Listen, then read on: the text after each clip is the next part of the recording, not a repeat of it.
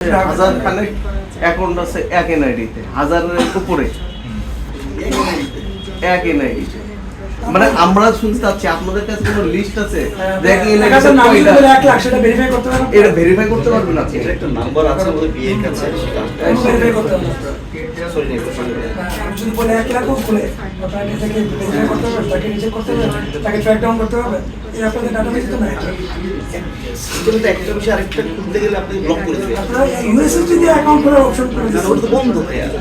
সেটা তো মানে হয়তো বছরখানেক আগে বন্ধ হয়েছে। 4 বছরে যে কত কিছু হয়েছে সেটা তো আপনার ডাটাবেসে ইন্ট্রোডিউস হয়েছে বোধহয়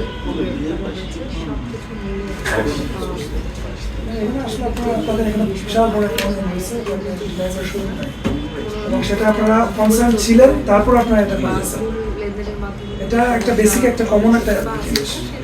একজন অ্যাকাউন্ট খুলতেছে, আপনার কোনো কেওয়াইসি না, তার কোনো ইনফরমেশন করতেছে না, সে কোথা থেকে আসতেছে, তার কি ডিটেলস কিচ্ছু না, অ্যাকাউন্ট খোলার জন্য তাকে আপনারা অ্যালাউ করে দিচ্ছেন।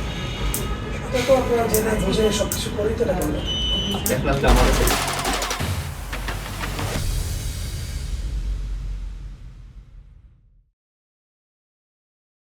আপনি ব্যাংকে চাকরি করছেন, আপনি জানেন একজন অ্যাকাউন্ট খুলতে তার কি কি লাগে বলুন। আপনি একটা অ্যাকাউন্ট খুলতেছে, তার কিচ্ছু লাগতেছে না, আপনি এভাবে অ্যালাউ করে দিচ্ছেন।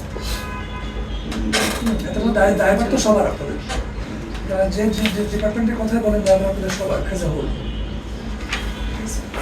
এটাই একটা মেসেজ। বেশি বললে তো আর কিছু বলতে পারবেন না, এখন বলতে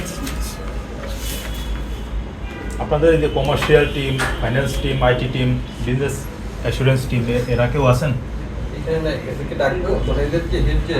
এদের হেড টিম রাখেন। তাদের সম্পৃক্ততা ছাড়া মানে আমাদের কাছে মনে হচ্ছে যে এই যে অনিয়মগুলা বা জালিয়াতিগুলো হয়েছে এটা সম্ভব না। প্রত্যেক টিমেরই আপনার লাইব্রেরি আছে। আপনি যখন টেকনিক্যাল হেড, আপনার তো এগুলো দেখভাল করা উচিত ছিল। কেওয়াইসির যে বিষয়, আইটি টিমে তো আপনি আছেন না? আইটি টিমে কি আপনি আছেন?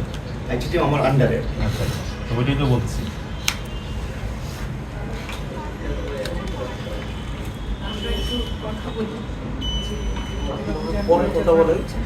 সামান্য যদি একটু আসলে এতক্ষণে কতটুকু কি আপনারা আপনাদের প্রশ্নের উত্তরগুলো ঠিক মতো পাচ্ছেন কিনা এখন এই প্রশ্নগুলো আমরা ছেড়ে দেন যে আমরা অভিযানে আছি পরে